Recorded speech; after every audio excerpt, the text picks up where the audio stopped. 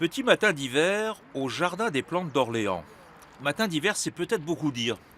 Les températures de cette fin décembre battent tous les records de douceur, en moyenne 10 degrés de plus que les normales saisonnières. La végétation, bien sûr, s'en ressent, à commencer par ce cognacier du Japon.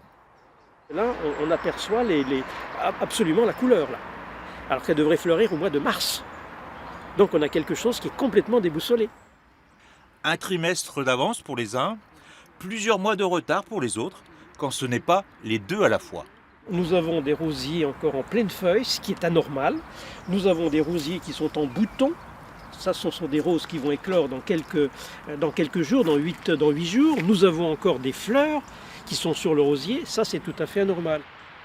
Aucune espèce végétale n'est épargnée dans ce dérèglement général. La petite pâquerette est en fleurs à Noël, et du haut de ses 5 mètres, le magnolia n'a guère plus de repères.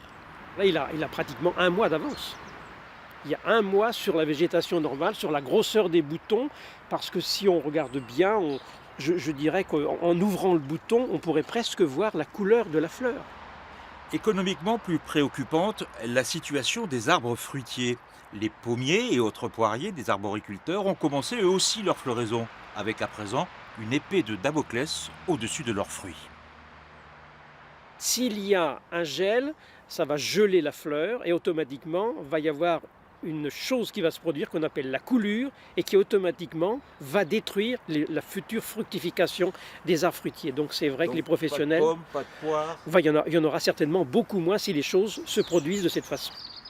Le gel, voilà donc désigné l'ennemi à redouter dans les semaines qui viennent. Pour l'heure, Météo France n'entrevoit pas de chute drastique des températures dans ses prévisions à moyen terme.